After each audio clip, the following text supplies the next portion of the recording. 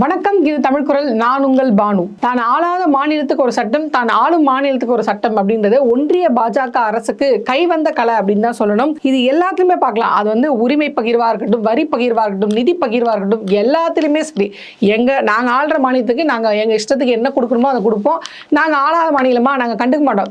அப்பதானே மக்கள் நம்புவாங்க. நீங்க எங்களுக்கு ஓட்டு போட்டு நாங்க உங்க மாநிலத்தில் ஆட்சிக்கு வந்தா நீங்க என்ன கேட்டாலும் நாங்க செய்வோம். பாருங்க, நாங்க ஆள்ற மாநிலத்துல எவ்வளவு நலத்திட்டங்கள் செஞ்சிருக்கோம். அப்படியும் அதை மீறி நம்ம போய் பார்த்தா நம்ம தமிழ்நாடு மாநிலங்கள் நடந்திருக்க நலத்திட்டங்கள், இங்க இருக்கிற வளர்ச்சி, இங்க இருக்கிற பொருளாதார வளர்ச்சி, இங்க இருக்கிற கல்வி வளர்ச்சி மாதிரி அங்க ஒன்றும் பெருசா ஒன்றும் இல்லை அப்படின்னு தான் சொல்லணும். ஸோ ஒன்றிய பாஜகவின் இத்தனை ஓரவஞ்சனைக்கு அப்புறமும், இத்தனை ஒடுக்குமுறைக்கு அப்புறமும் இந்த தமிழ்நாடு அப்படின்றது இவ்வளோ விஷயத்துல, அதுக்கு கல்வியா இருக்கட்டும், தொழில் வளர்ச்சியா இருக்கட்டும், பொருளாதாரமா இருக்கட்டும், இப்படி எல்லாத்துலயும் வந்து தமிழ்நாடு வளர்ந்து நிக்குது அப்படின்னு தான் சொல்லணும். ஆனா அதுக்காக நம்மளுடைய உரிமையை நம்ம கேட்காம இருக்க முடியாது. அந்த உரிமையை கண்டிப்பா கேட்டு வாங்கணும் அப்படின்றதுக்காக தமிழக முதல்வர் மு.க. ஸ்டாலின் அவர்கள் தன்னுடைய எம்பிகள் எல்லாத்தையும் ஒன்று சேர்த்து வரப்போற டிசம்பர் 1ஆம் தேதி குளிர்கால கூட்டத்தொடர் நாடாளுமன்றம் கூட போகுது. இந்த நேரத்தை நம்ம சரியா பயன்படுத்திக்கணும். நீங்க போய் நாடாளுமன்றத்தில் தமிழ்நாட்டுக்கு ஏன் இதெல்லாம் மறுக்கிறீங்க, ஏன் இதெல்லாம் செய்யாம இருக்கீங்க, இப்ப ரீசெண்டா புதுசா வர்றதையும் செய்ய மாட்டீங்க, பழைசு கிட்டத்தட்ட 10 வருஷத்துக்கு முன்னாடி நீங்க செய்யறன்னு ஒட்டுக்கிட்ட நலத்திட்டங்களையும் செய்து தர மாட்டீங்க, என்ன காரணம், ஏன் தமிழ்நாடு மேல இப்படி ஒரு ஓர வஞ்சனை, நீங்க குட்ட நாங்க குனிச்சுக்கிட்டே இருக்க மாட்டோம், இதுக்கு மேல பொறுத்துக்க முடியாது அப்படின்னு கிட்டத்தட்ட 12 தீர்மானங்கள் வந்து அவங்க கொண்டு வந்திருக்காங்க. இந்த 12 தீர்மானங்கள் எதை தொட்டு வந்திருக்கு அப்படின்னு பாத்தீங்கன்னா, மாநில வளர்ச்சி, விவசாயம், கல்வி, தொழில் வளர்ச்சி, மீனவர்கள் பாதுகாப்பு, மெட்ரோ ரயில் திட்டம் சார்ந்து, இதுக்கப்புறம் விமான நிலையங்கள் வந்து விரிவாக்கம் பண்றது, இந்த மாதிரி எல்லா துறையும் தொட்டு ஒரு 12 தீர்மானங்கள். ஏன் இதெல்லாம் நீங்க வந்து தொடர்ந்து தமிழ்நாடு வஞ்சிக்கிறீங்க அப்படின்ற கேள்விக்கு பதில் சொல்லுங்க அப்படின்னு. ஸோ அதுல ஃபர்ஸ்ட் இவங்க என்ன கேள்வி கேட்டிருக்காங்க அப்படின்னு பாத்தீங்கன்னா, தமிழ்நாடு அரசுடைய வளர்ச்சி எப்படி இருக்கு, அதாவது பொருளாதார வளர்ச்சியில தமிழ்நாடு எப்படி முன்னேறி இருக்கு, தொழில் வளர்ச்சியில எப்படி முன்னேறி இருக்கு, இத்தனைக்கும் நீங்க ஒன்றிய அரசு ஒத்துழைக்கல, கொடுக்க வேண்டிய நிதி கொடுக்காம அதை மீறி நாங்க இவ்வளவு தூரம் வளர்ந்துருக்கோம். அதாவது தமிழ்நாடு பொருளாதார வளர்ச்சியில மட்டும் 11.19% வளர்ந்துருக்காங்க. அது மட்டும் இல்லாம நாட்டிலேயே அதிகப்படியா வரி செலுத்துறது யாரு அப்படின்னு பாத்தீங்கன்னா, இந்த மாநிலம் தமிழ்நாடு மாநிலம் தான் வந்து அதிகப்படியா நாட்டிலேயே வந்து வரி செலுத்துறாங்க. இது மட்டும் இல்லாம இதுவரைக்கும் தமிழக முதல்வர் ஸ்டாலின் அவர்கள் 17 முதலீட்டாளர்கள் மாநாட்டை நடத்தி கிட்டத்தட்ட 1016 புரிந்துணர்வு ஒப்பந்தங்கள் வந்து இது பண்ணியிருக்காங்க. அதே மாதிரி 11,40,731 கோடி ரூபாய் முதலீடுகளை ஈர்த்துள்ளது. 34 லட்சம் பேருக்கு நேரடியாக மற்றும் மறைமுக வேலை வாய்ப்பை வந்து தமிழ்நாடு அரசு ஏற்பாடு பண்ணியிருக்கு. ஸோ இவ்வளோ வளர்ச்சி நாங்கள் செஞ்சிருக்கோம். இந்த தமிழ்நாடு ரேசிங் அப்படின்றதுல தமிழ்நாடு உச்சத்தை தொட்டு இருக்கு. ஸோ இவ்வளோ வளர்ச்சியை நாங்கள் இதை எப்படி பண்ணியிருக்கோம், உங்களுடைய எந்த ஒத்துழைப்பும் இல்லாம, நீங்க எங்களுக்கு கொடுக்க வேண்டிய நிதியை ஒழுங்கா கொடுக்காம, எங்களுக்கு செய்ய வேண்டிய நலத்திட்டங்கள்லாம் செய்யாமலே எங்களோட வளர்ச்சி இவ்வளோ இருக்குன்னா, அப்ப நீங்க எங்களுக்கு முழுசா ஒத்துழைச்சு எல்லாமே நீங்க செஞ்சீங்கன்னா எங்க வளர்ச்சி வேற மாதிரி இருக்கும். இந்தியாவின் சிங்கப்பூர் தமிழ்நாடு சொல்றாங்க இல்லையா, இது இத்தனைக்கும் உங்களுடைய ஓரவஞ்சனையை மீறி நாங்க வந்த வளர்ச்சி. ஸோ இதை வந்து அவங்க முதல் தீர்மானமா இதை வந்து கண்டிக்கிறாங்க. ஏன் எங்களுக்கு வந்து தொடர்ந்து நீங்க ஓரவஞ்சனை செய்றீங்க, பாஜக ஒன்றிய பாஜக அரசு ஏன் தொடர்ந்து ஓரவஞ்சனை செய்றீங்க அப்படின்னு கேட்குறாங்க. ரெண்டாவது அவங்க என்ன தீர்மானம் போட்டிருக்காங்க அப்படின்னு பார்த்தீங்கன்னா, ரயில்வே திட்டங்களுக்கு ஒன்றிய பாஜக அரசு வந்து எப்படியெல்லாம் ஓரவஞ்சனை செய்யுது அப்படின்னு கேட்டு ஒரு தீர்மானம் 2024-25 புதிய வழித்தடங்களை வந்து இவங்க செய்ய போறோம், நாங்க புதிய வழித்தடங்கள் போட போறோம் அப்படின்னு சொல்லி இவங்க வந்து ஒதுக்குன நிதி எவ்வளவு அப்படின்னு பாத்தீங்கன்னா 31,450 கோடி ரூபாய் வந்து இவங்க வந்து ஒதுக்கீடு பண்ணியிருக்காங்க. சரி, இவ்வளோ நிதி இவங்க ஒதுக்கீடு பண்ணாங்களே, இதுக்கு தெற்கு ரயில்வேக்கு இவங்க வந்து எவ்வளோ ஒதுக்கீடு பண்ணியிருக்காங்கன்னா வெறும் 301 கோடி தான் வந்து தெற்கு ரயில்வே திட்டங்களுக்கு இவங்க வந்து ஒதுக்கீடு பண்ணியிருக்காங்க. ஸோ இது மட்டும் இல்லாமல் புதுசாக எந்த திட்டங்களும் இவங்க வந்து ரயில்வே துறையை பொறுத்த வரைக்கும் எந்த புதிய திட்டமும் இவங்க அறிவிக்கல. சரி, நீங்கள் புதுசாக தான் அறிவிக்கல, 10 வருஷத்துக்கு முன்னாடி நீங்கள் சொன்னீங்க இல்லையா, அந்த முக்கிய அறிவிப்புகளை ஏன் எங்களுக்கு செஞ்சு தரல, ஸோ இந்த திட்டங்கள்லாம் ஏன் நீங்கள் தொடர்ந்து செயல்படுத்தாமல் இருக்கிறீங்க அப்படின்ற கேள்வியும் அவங்க வந்து முன் வச்சு, ரயில்வே சார்பாக நீங்கள் தொடர்ந்து எங்களுக்கு வந்து புறக்கணிப்பு செஞ்சுக்கிட்டே இருக்கீங்க, எங்களுக்கு செய்ய வேண்டிய நலத்திட்டங்கள் பழைசுல இருந்து புதுசு வரைக்கும் எதுவுமே நீங்க செய்யறது இல்லை அப்படின்னு ரெண்டாவது தீர்மானமா இதை சொல்லியிருக்காங்க. அதாவது இந்த ரயில்வே திட்டங்கள்ல பழைசான நீங்க சொன்ன அந்த 10 வருஷத்துக்கு முன்னாடி சொன்னதையும் செய்யல, புதுசாகவும் எதுவும் செய்யல, இதுக்குன்னு இவ்வளவு நிதி மட்டும் ஒதுக்கிறீங்க, அந்த நிதியிலும் எங்களுக்கான நிதின்றது ஏன் இவ்வளவு கம்மியா இருக்கு அப்படின்னு ரெண்டாவது தீர்மானம். மூணாவது தீர்மானம் என்ன அப்படின்னு பாத்தீங்கன்னா, மெட்ரோ ரயில் திட்டம், அதாவது கோவை டு மதுரை வந்து சமீபமா மோடி அவர்கள் வந்து கோவைக்கு வரும்போது கோவைக்கு வருவார், விவசாயிகளுக்கான ஒரு இதில் பங்கெடுத்துப்பார், இயற்கை விவசாயிகளுக்கான மாநாடு நடத்தி அதில் பங்கெடுத்துப்பார். ஆனால் கோயம்புத்தூர்லேருந்து மதுரைக்கு வர வேண்டிய மெட்ரோ வந்து கேன்சல் பண்ணுவார். ஏன் அப்படின்னு கேட்டாங்கன்னா, இல்லை மெட்ரோவுக்கு சில பாலிசிஸ், ரூல்ஸ் அண்ட் ரெகுலேஷன்ஸ் இருக்குது, அதுபடி இது கொடுக்க முடியாது. ஏன் என்ன அப்படின்னு கேட்டோன்னா, 20 லட்சத்துக்கு குறைவாக இருக்கிறாங்க இங்கே மக்கள் தொகை, அதனால் நீங்கள் கொடுக்க முடியாது. அது எப்படி தமிழ்நாட்டுக்கு மட்டும் 20 லட்சத்துக்கு குறைவாக இருக்கிறவங்களுக்கு நீங்கள் கொடுக்க மாட்டீங்க? இதே ஆக்ரா, இந்தூர், பாட்னா இங்கெல்லாம் 15 லட்சம் தான் அங்கே வந்து மக்கள் தொகை இருக்குது, அங்கே மட்டும் எப்படி கொடுப்பீங்க? ஸோ இதிலே தெரியுதா, பாஜக ஆளுற மாநிலத்துக்கு ஒரு சட்டம், பாஜக ஆளாத மாநிலங்கள் சட்டம். சரி, நீங்கள் வந்து 20 லட்சத்துக்கு குறைவான மக்கள் தொகை இருக்குது அப்படின்னு நீங்கள் சொல்கிறீங்களா, குறைஞ்சபட்சம் நீங்கள் மக்கள் தொகை கணக்கெடுப்பாவது எடுத்தீங்களா ஒன்றிய அரசு அப்படின்னு கேட்டால் நெய்ஜி அப்படின்னு எதுவுமே பண்ண மாட்டீங்க. ஆனால் நீங்கள் பழைய மக்கள் தொகை கணக்கெடுப்பு வச்சு உங்களுக்கு நாங்கள் மெட்ரோ வந்து ரத்து பண்ணுறோம் அப்படின்னு சொல்லிடுவீங்க. ஸோ இதுவும் ஒரு ஓர வஞ்சனை சொல்லி இதை நீங்கள் செயல்படுத்தணும் அப்படின்னு சொல்லி 3வதாக அந்த தீர்மானத்தை கொண்டு வந்திருக்காங்க. 4வது தீர்மானம், இப்போ கோயம்புத்தூர் பார்த்தோம் இல்லையா, அடுத்து மதுரைக்கு வராங்க. இப்போ மதுரையில் விமான நிலைய விரிவாக்கம், இதுக்கும் நோ. இப்போ வந்து எய்ம்ஸ் மருத்துவமனை வந்து மதுரையில் கொண்டு வரேன்னு சொன்னீங்க, அதுக்கு நோ அப்படின்னீங்க. அடுத்து இப்போ மதுரை டு கோயம்புத்தூர் வந்து மெட்ரோ கேட்டதுக்கு மதுரை நோ மெட்ரோ நோ அப்படின்னு சொன்னீங்க. அடுத்தது இப்போ விமான நிலையத்தை வந்து விரிவாக்கம் பண்ணணும், அதுக்காவது எஸ் சொல்லுங்கன்னா அதுக்கும் நோ. இப்படி எல்லாத்துக்குமே நோ சொல்றீங்களே, ஏன்? அப்போ மதுரையில் மாநாடு போடுறீங்க, அம்ஷாஜி வந்தா மதுரையை வந்து சந்திச்சு பேசுறாரு, திருப்பரங்குன்றத்துக்கு ஒரு பிரச்சனை அப்படின்னா அங்கே ஓடுறீங்க, அந்த மதுரை மண்ணோட வாக்குகள் உங்களுக்கு வேணும் அப்படின்றீங்க. ஆனால் மதுரைக்கு எந்த நலத்திட்டங்களும் செய்ய மாட்டீங்க.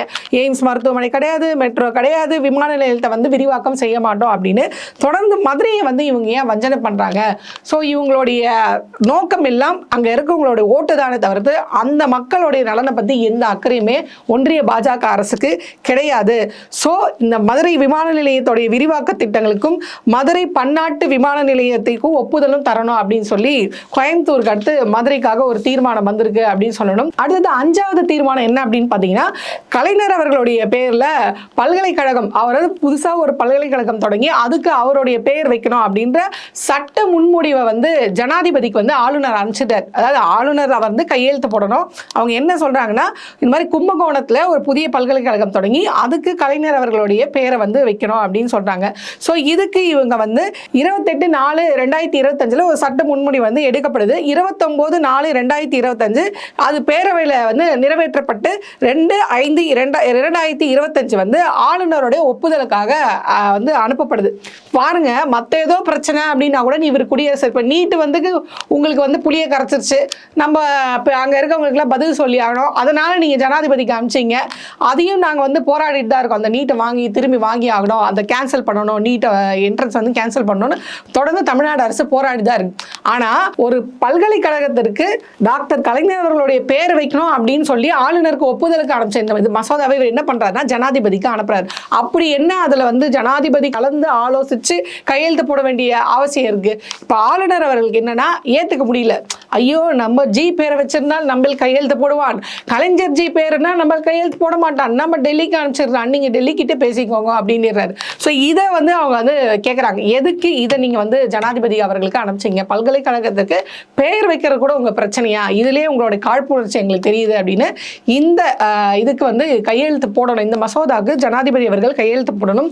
அதே சமயம் ஆளுநருக்கு அந்த டைம் லிமிட் வந்து கேன்சல் பண்ணாங்க இல்லையா, இந்த பீரியடுக்குள்ள கையெழுத்து போடணும் அப்படின்றத உச்சநீதிமன்றம் வந்து பரிந்துரை பண்ண முடியாது. ஆனால் மனசாட்சி பிரகாரம் ஒரு குறிப்பிட்ட பீரியடுக்குள்ள நீங்க பார்த்து கையெழுத்து போட்டுருங்கப்பா அப்படின்னு உச்சநீதிமன்றம் ஒரு தீர்ப்பு சொன்னாங்க இல்லையா, இதெல்லாம் முடியாது, டைம் லிமிட் நீங்க வச்சுதான் ஆகணும் அப்படின்னு இதை பத்தியும் நீங்க ஒரு தீர்மானம் வந்து அவங்க கொண்டு வந்திருக்காங்க. ஸோ அடுத்ததான் என்ன தீர்மானம் போட்டிருக்காங்க அப்படின்னு பார்த்தீங்கன்னா, நெல் கொள்முதல் ஈரப்பதத்தை 17% இருந்து 22% உயர்த்த வேண்டும் அப்படின்னு வலியுறுத்தி இவங்க வந்து ஒரு தீர்மானம் போட்டிருக்காங்க. அதாவது இப்போ சமீபமா நம்ம பார்த்தோம், திடீர் கனமழை வந்துருச்சு. இது காரணமாக இந்த நெல்மணிகள் எல்லாம் வந்து ஈரப்பதம் இருக்கு இல்லையா, இப்போ இந்த ஈரப்பதம் வந்து இத்தனை சதவீதம் இருக்கும்போது மட்டும்தான், அதாவது 17% இருக்கும்போது தான் இது வந்து நாங்கள் கொள்முதல் பண்ணிக்க முடியும் அப்படின்னு இது பண்றாங்க. இப்போ திடீர் மழை காலமாக இவ்வளோ நெல்லை வந்து காய போட முடியாது, அதை திருப்பி ரீட்டைன் பண்ண முடியாது. ஸோ அப்படி இருக்கும்போது விவசாயிகள் மோசமாக பாதிக்கப்படுகிறார்கள். ஸோ விவசாயிகளோட நலன் அக்கறை இருக்கு. கோவையில் வந்து இயற்கை விவசாயிகளுடைய மாநாட்டில் நான் கலந்துக்கிறேன், நாங்கள் ஆட்சிக்கு வந்த விவசாயிகளுடைய வருமானத்தை ரெட்டிப்பா ஆக்குவோன்னு வடை சுட்டார் இல்லையா, இப்போ விவசாயிகள் கெஞ்சுறாங்க இந்த 17% 22% இதை நீங்க உயர்த்தி கொடுங்கன்னு. இவங்களும் அங்க இருந்து குழுலாம் அனுப்பிச்சாங்க. அந்த குழுலாம் வந்துச்சு, என்னென்னமோ பண்ணாங்க. ஆனா இது வரைக்கும் எந்த தகவலுமே இல்லை. அதை நம்ம சரிங்க 22% உயர்த்தி தரோம், அதை பண்றோம், இல்ல முடியாது அப்படின்னு எதுவுமே சொல்லாம வந்தாங்க. பேருக்கு இவங்க செக் பண்ணாங்க, போனாங்க. ஸோ இது வரைக்கும் என்ன, நாங்க 17 22 உயர்த்துறோமா உயர்த்தலையா அப்படின்னு எந்த தகவலே இல்லாம கிணத்துல போட்ட கல் மாதிரி இருக்கீங்களே, பதில சொல்லுங்க அப்படின்னு. ஸோ அதற்காகவும் ஒரு தீர்மானம் போட்டிருக்காங்க. அடுத்து என்ன தீர்மானம் போட்டிருக்காங்க அப்படின்னு பார்த்தீங்கன்னா, இப்போ தமிழ்நாட்டில் ரொம்ப காலமாக நம்ம இருமொழி கொள்கையை தான் ஃபாலோ பண்ணிட்டு இருக்கோம். அதாவது அண்ணா அவர்கள் ரொம்ப தெளிவாக சொன்னாங்க, உலக அளவில் நம்ம தொடர்பு கொள்வதற்கு ஆங்கிலமும் உள்ளூர் அலுவலகத்திற்கு தமிழும் போதும், இதை தவிர்த்து எனக்கு இந்தி எதற்கு அப்படின்னு அன்னைக்கு அண்ணா கேட்டார். அதே கொள்கை தான் இன்ன வரைக்கும் நம்ம கடைப்பிடிச்சிட்டு இருக்கோம். இந்த இருமொழி கொள்கையே போதும், இது தவிர்த்து நம்ம எதுக்கு இந்தி படிக்கணும் அப்படின்னு நம்ம இங்கே ரொம்ப கரெக்டாக போயிட்டு இருக்கும்போது, இப்போ இவங்க சொல்றாரு, அமித்ஷாஜி ஆங்கிலம் கற்றுக்கிறதுனால நீங்கள்லாம் அசிங்கப்படணும், ஆங்கிலத்தை மட்டுமே படித்து வரப்போகிறதுனால நீங்கள்லாம் அவமானப்படணும். எதுக்கு? நம்ம நாட்டோடைய பாரம்பரியம் கலாச்சாரத்தில் ஹிந்தியில் தான் படிக்கணும், அப்போ தான் உங்களுக்கு புரியும். இப்போ இதெல்லாம் படிச்சுட்டு நீங்கள் என்ன கம்பெனி கட்டி விட்டு இருக்கீங்க, அதை நாங்கள் வேலைக்கு செய்கிறதுக்கு இங்கிலீஷ் படித்ததுனால தான் இன்றைக்கி நாங்கள் போய் ஏதோ அயல் நாட்டில் வேலை செய்கிறோம், ஒரு பெரிய லெவலில் ரீச் ஆகிட்டு இருக்கு.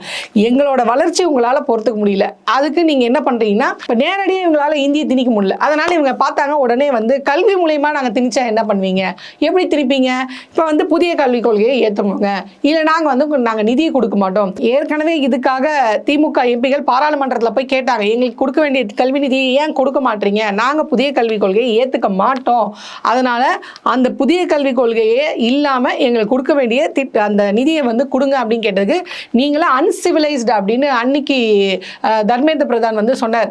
ஸோ அதுக்கு எல்லாருமே இங்கே அவங்க எங்கள் எம்பிங்களை சொன்னால, தமிழ்நாடு மக்களை சொன்னாங்க, எங்களுடைய உரிமையாக தானே அங்கே அவங்களுடைய குரல் அங்கே ஒலிக்குது, அவங்கள பார்த்து அன்சிவிலைஸ்டு சொன்னாங்க, தமிழ்நாட்டு மக்களை பார்த்து அன்சிவிலைஸ்டு சொன்னால் என்ன, ரெண்டும் ஒன்று தான் அப்படின்னு இங்கே எல்லாம் கண்டனங்கள் தெரிவிச்சிட்டு இருக்கும்போது, இங்கேருந்து கூசாமல் அண்ணாமலை மாதிரி யாருக்கெல்லாம் சொன்னாங்க, அவர் மன்னிப்பு கேட்க வேண்டிய அவசியமே இல்லைன்னு நிர்மலா சீதாராமன்லாம் சொன்னாங்க, என்ன அப்படி தப்பாக சொல்லிட்டாங்க அப்படின்னு. ஸோ இந்த இதை அவங்க அடுத்தடுத்து என்ன பண்ணுறாங்கன்னா, நிதி கொடுக்க முடியாது, எங்களுடைய கொள்கையை நீங்கள் ஏற்றுக்கிற பட்சத்தில், அதாவது புதிய கல்விக் கொள்கையை நீங்கள் ஏற்றுக்கிற பட்சத்தில் தான் நாங்கள் நிதி கொடுப்போம் அப்படின்னு வட்டி கடைக்கார மாதிரி பேசினாங்க இல்லையா. ஸோ அப்படி நீங்கள் செய்யக்கூடாது. சமக்கர சிஷா அப்படின்ற திட்டத்தின் மூலிமா தமிழ்நாட்டுக்கு மட்டும் இவங்க கொடுக்க வேண்டிய கல்வி நிதி 3548 கோடி கொடுக்கணும் இல்லையா, இதை நீங்கள் உடனடியாக கொடுத்து ஆகணும், இது எங்களோட உரிமை, இது நீங்கள் எங்களுக்கு கொடுக்க வேண்டியது உங்களோட கடமை, இதை கொடுக்க மாட்டேன் அப்படின்னு சொல்றதுக்கு உங்களுக்கு எந்த உரிமையும் இல்லை, கொடுத்தாகணும் அப்படின்னு சொல்லி அது ஒரு தீர்மானமாக கொண்டு வந்திருக்காங்க. அடுத்து என்ன தீர்மானம் அப்படின்னு பார்த்தீங்கன்னா, 2010 அதாவது 23/8/2010 முன் பணி நியமனம் செய்யப்பட்ட ஆசிரியர்கள் இப்போ அவங்க வேலை செஞ்சுட்டு இருப்பாங்க. இப்போ என்ன பண்ணுமா, இந்த ஆசிரியர்கள்லாம் உடனடியாக எக்ஸாம் எழுதணுமா கண்டிப்பாக. அதாவது 2010 முன் பணி நியமனம் செய்யப்பட்ட ஆசிரியர்கள் எல்லாருமே கட்டாயமாக ஆசிரியர் தகுதி தேர்வு எழுதணும். இதில் நீங்கள் பாஸ் ஆனாதான் நீங்கள் வேலையை கண்டினியூ பண்ண முடியும். ஸோ நீங்கள் கட்டாயமாக இந்த ஆசிரியர் தகுதி தேர்வு நீங்கள் எழுதணும் அப்படின்னு சொன்னதுனால, இப்போ கடைசியில் இது இவங்களுடைய இப்போ பணியில் இருக்கவங்களுடைய பணியையும், அதாவது வேலையையும், அவங்களுடைய ப்ரமோஷனையும் இது பாதிக்கிற மாதிரியான ஒரு நடவடிக்கையாக இருக்குது. ஸோ RET ஆக்ட் 2009 மற்றும் NCTE ஆக்ட் 1993 இருப்பீங்களா. ஸோ இதில் உரிய சட்ட திருத்தத்தை கொண்டு இந்த ஆசிரியர்களுடைய பணி மற்றும் பணி உயர்வை பாதிக்காக இருக்கிற வரைக்கும் ஒன்றிய அரசு நடவடிக்கை எடுக்க வேண்டும் அப்படின்ற தீர்மானத்தை கொண்டு வந்திருக்காங்க. இது மட்டும் இல்லாமல் அடுத்து முக்கியமான இது என்ன அப்படின்னு பார்த்தீங்கன்னா, 100 நாள் வேலை திட்டம். அதாவது தமிழ்நாட்டில் இன்னைக்கு நிறைய பேர் இந்த 100 நாள் வேலை திட்டத்தால் நிறைய பயன்பெற்றுட்டு இருக்காங்க. ஆனால் அந்த 100 நாள் வேலை திட்டத்துக்கு கொடுக்க வேண்டிய நிதியை இவங்க உருப்படியாமல் கொடுக்கறது இல்லை. கிட்டத்தட்ட 1291 கோடி நிதி இது வரைக்கும் அவங்க தரணும், ஆனால் கொடுக்கல. உடனடியாக அந்த நிதியை கொடுங்க. இது மட்டும் இல்லாமல் கிட்டத்தட்ட 30 கோடி வேலை நாட்கள் நியாயமா இவங்களுக்கு வர வேண்டியிருக்கு. அதாவது இவங்க மத்திய அரசு இங்க கொடுக்கணும். ஆனா இவங்க அதுக்கு மாற என்ன பண்றாங்க, வெறும் 12 கோடி வேலை நாட்கள் தான் கொடுக்குறாங்க. ஸோ அப்படி பண்ணாம நீங்க என்ன பண்ணணும், பழையபடி 30 கோடி வேலை நாட்கள் நீங்க கொடுக்கணும் அப்படின்னு அதையும் எதிர்த்து ஒரு தீர்மானம் இவங்க போட்டிருக்காங்க. ஸோ எங்களுக்கு நீங்க கொடுக்க வேண்டியதை கரெக்டா கொடுங்க அப்படின்னு. அடுத்தது அவங்க என்ன தீர்மானம் கொண்டு வந்திருக்காங்கன்னா, தொழிலாளர் சட்ட திருத்தம். அதாவது மத்திய அரசுடைய 4 தொழிலாளர் சட்ட தொகுப்புகளால் தொழிலாளர்களுடைய உரிமைகள் பாதிக்கப்படக்கூடாது. இந்த 4 புதிய லேபர் கோடு இருக்கு பார்த்தீங்களா, இதனால தொழிலாளர்களுடைய உரிமைகள் வந்து பாதிக்கப்படும் அப்படின்னு தமிழக அரசு சொல்லுது. ஸோ இந்த சட்டத்தின் மூலியமா அப்படி பாதிக்கப்படக்கூடாதுன்னு வலியுறுத்தி அதுக்காக ஒரு தீர்மானத்தை வந்து இவங்க நிறைவேற்றி இருக்காங்க. ஸோ அடுத்ததான் என்ன தீர்மானம் அப்படின்னு பார்த்தீங்கன்னா, இப்போ இலங்கை, அதாவது மீனவர்கள் பாதுகாப்பு குறித்து தான் அந்த தீர்மானம். இப்போ வந்து இலங்கை கடற்படையினால் கைது செய்யப்பட்ட மீனவர்களாக இருக்கட்டும், அவங்களுடைய பறிமுதல் செய்யப்பட்ட படகுகளாக இருக்கட்டும், அதாவது 2018 இன்னைக்கு வரைக்கும் பல படகுகளை வந்து இவங்க திருப்பி கிடைக்காமலே இருக்கு. ஸோ இது எல்லாம் வந்து பேச்சுவார்த்தை நடத்தி அந்த மாதிரி கைது செய்யப்பட்ட மீனவர்களாக இருக்கட்டும், பறிமுதல் செய்யப்பட்ட படகுகளாக இருக்கட்டும், இதெல்லாம் வந்து ஒன்றிய அரசு தலையிட்டு இது விடுவிச்சு தரணும் அப்படின்ற தீர்மானம் ஏற்றிருக்காங்க. அதாவது மீனவர்களுடைய பாதுகாப்பு, அவர்களுடைய பாரம்பரிய மீன்பிடி உரிமையை பாதுகாக்கிறது, கைது செய்யப்பட்ட மீனவர்களை விடுதலை செய்யறது, அவங்களுடைய பறிமுதல் செய்யப்பட்ட படகுகளை வந்து மீட்டெடுக்கிறது அப்படின்னு இது தொடர்பாக ஒரு நிரந்தர தீர்வை வந்து அடையணும் அப்படின்னு சொல்லி இதுக்கான ஒரு தீர்மானத்தை வந்து அவங்க எடுத்திருக்காங்க. ஸோ இந்த மாதிரி 12 முக்கிய தீர்மானங்களை வந்து இவங்க வந்து நிறைவேற்றிருக்காங்க. இது குறித்து பாராளுமன்றத்தில் நம்மளுடைய எம்பிகள் அங்க போய் ஒரு உரிமை குரலா ஒலிப்பாங்க. ஸோ நீங்க எங்க எம்பிகள் கேட்கிற கேள்விக்கு நீங்க பதில் சொல்லியே ஆகணும். ஸோ இதுக்கும் கூடுதலா இன்னொரு விஷயத்தையும் இவங்க வந்து பேச போறாங்க பாராளுமன்றத்தில். அது என்ன அப்படின்னு பார்த்தீங்கன்னா, இந்த பிஎல்ஓக்கள் வந்து தொடர்ந்து தற்கொலை பண்ணிக்கிறாங்க. இந்த எஸ்ஐஆர் அப்படின்ற ஒரு நடவடிக்கை மூலமா பொதுமக்கள் பாதிக்கப்படுறது இல்லாம இந்த பிஎல்ஓக்களுக்கு பணிச்சுமை அதிகமாக ஏற்பட்டு இந்த பணிச்சுமை காரணமாக மன உளைச்சலின் காரணமா நிறைய பேர் தற்கொலை பண்ணியிருக்காங்க. ஸோ இந்த மாதிரி அவசர கதியில ஏன் ஒரு விஷயத்தை நடத்தணும், ஏன் அவங்களுக்கு இப்போ அவங்க வந்து நாங்க இல்லை, எங்களால் அவசர கதியில பண்ண முடியல, நாங்க பண்ண மாட்டோம், நாங்க வந்து இந்த வேலை நிறுத்தம் பண்றோம்னா உங்க மேல எஃப்ஐஆர் போடுவோம், ஒடுக்கு நடவடிக்கை எடுப்போம் சொல்லி அவங்கள மிரட்டுறது. இது இல்லாம அவங்க என்னென்ன விஷயம் சொல்றாங்களா, எங்களை ரொம்ப மோசமான முறையில் எங்களை வந்து பேசுறாங்க, ரொம்ப மோசமான வார்த்தைகளை பயன்படுத்தி எங்களை திட்டுறாங்க, வேலை அழுத்தம் வேற, அதனால எங்களால் இதெல்லாம் தாங்கிக்க முடியல அப்படின்னு லெட்டர் எழுதி வச்சு சாகிற அளவுக்கு அவங்களை கொண்டு போய் நிறுத்திருக்காங்க.